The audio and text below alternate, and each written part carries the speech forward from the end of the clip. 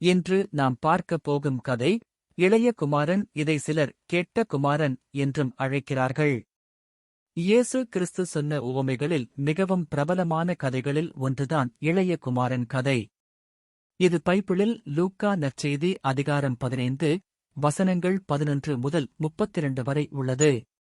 ஒரு மனிதனுக்கு 2 குமாரர்கள் இருந்தார்கள். அவர்களில் இளையவன் தன் தகப்பனிடம் சென்று, அப்பா, சொத்தில் எனக்கு வரவேண்டிய பங்கை இப்போது எனக்கு கொடுத்து விடுங்கள் என்று கேட்டான். தகப்பனும் அவனுடைய சொத்தை 2 மகன்களுக்கும் பிரித்துக் கொடுத்தார். சில நாட்களுக்குப் பிறகு இளைய மகன் தனக்கு கிடைத்த எல்லாவற்றையும் திரட்டிக்கொண்டு ஒரு தூர தேசத்துக்கு புறப்பட்டு போனான். அங்கே அவன் தாறுமாறான வாழ்க்கை வாழ்ந்து தன் சொத்து அனைத்தையும் வீணாகச் செலவழித்தான். அவன் எல்லாவற்றையும் செலவழித்த பின்பு அந்த தேசத்தில் பெரிய பஞ்சம் உண்டானது. அவனோ வறுமையால் வாடினான். அதனால் அவன் அந்த நாட்டு மக்களில் ஒருவரிடம் வேலைக்குச் சேர்ந்தான். அந்த மனிதன் அவனை பன்றிகளை மேய்க்கும்படி வயல்களுக்கு அனுப்பினான். பசியின் கொடுமையால் பன்றிகள் தின்னும் தவிட்டை கூட சாப்பிட ஆசைப்பட்டான். ஆனால் அதையும் யாரும் அவனுக்குக் கொடுக்கவில்லை. அப்போது அவனுக்கு புத்தி தெளிந்தது. என் தகப்பனுடைய கூலிக்காரர்களுக்கு எவ்வளவு உணவு இருக்கிறது? நானோ இங்கே பசியால் சாகிறேனே. நான் எழுந்து என் தகப்பனிடத்தில் போவேன். பரலோகத்திற்கு விரோதமாகவும் உமக்கு முன்பாகவும் நான் பாவம் செய்தேன். இனிமேல் உம்முடைய மகன் என்று சொல்லப்படுவதற்கு எனக்கு தகுதியில்லை. உம்முடைய வேலையாட்களில் ஒருவனாக என்னை வைத்துக் கொள்ளும் என்று கேட்பேன் என்று தனக்குள்ளே தீர்மானம் செய்தான். அவன் புறப்பட்டு தன் தகப்பனிடத்தில் வந்தான்.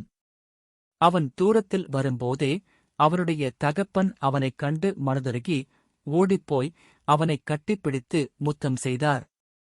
இளைய குமாரன், அப்பா, நான் பரலோகத்திற்கு விரோதமாகவும் உமக்கு முன்பாகவும் பாவம் செய்தேன்.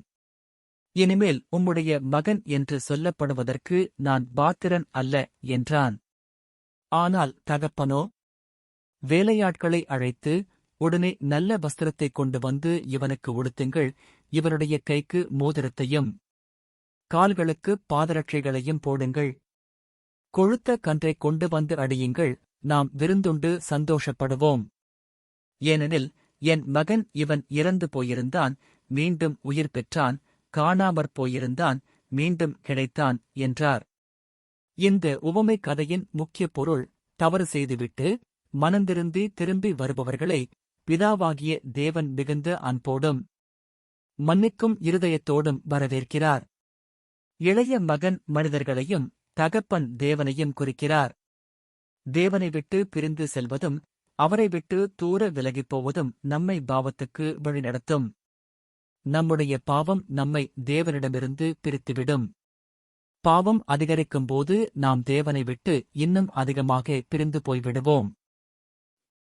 இந்த உவமையில் வரும் இளையகுமாரன் தன் தகப்பனை விட்டு தூரதேசத்திற்கு பிரயாணமாய்ப் போனான். அதுபோலவே பாவிகளும் கர்த்தருடைய சமூகத்தை விட்டு மிகவும் தூரமாய் விலகிப் போய்விடுவார்கள். தங்களால் முடிந்தவரையிலும் தேவ சமூகத்தை விட்டு விலகிப் போவார்கள். ஒரு ஆத்துமா பாவத்திலிருந்து விடுதலை பெற்று தேவனிடத்தில் திரும்பி வரும் அனுபவம் மரித்த ஆத்துமா திரும்பவும் உயிர் பெற்றதற்கு சமமாகும். மரித்த நிலைமையிலிருந்து தேவனே அந்த ஆத்துமாவை மறுபடியும் உயிர் பெறச் செய்கிறார். தேவனுடைய சமூகத்தை விட்டு காணாமற்போன ஆத்துமாவை தேவன் மறுபடியும் கண்டுபிடிக்கிறார். இந்த மாற்றம் மிகப்பெரியது, அற்புதமானது, சந்தோஷமானது. பாவிகள் மனந்திரும்பும்போது பரலோகத்தில் மிகுந்த சந்தோஷம் உண்டாயிருக்கும். பரலோகத்தின் தேவன் இதை பார்த்து மிகுந்த சந்தோஷமடைவார். இந்தக் கதை பாவத்தில் விழுந்தாலும் மனந்திரும்பி தேவனிடமே திரும்பினால் அவர் மன்னித்து மீண்டும் மகனாக ஏற்றுக்கொள்வார் என்பதைக் காட்டுகிறது.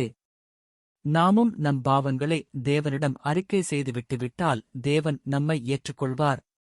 இயேசுவிற்கே மகிமை உண்டாவதாக. ஆமேன். மூத்த மகனைப் பற்றிய ஒரு பகுதியும் இக்கதையில் உள்ளது. அது தகப்பனின் அன்பை புரிந்து கொள்ளாதவர்களைப் பற்றி விளக்குகிறது. அதை நாளை பார்க்கலாம்.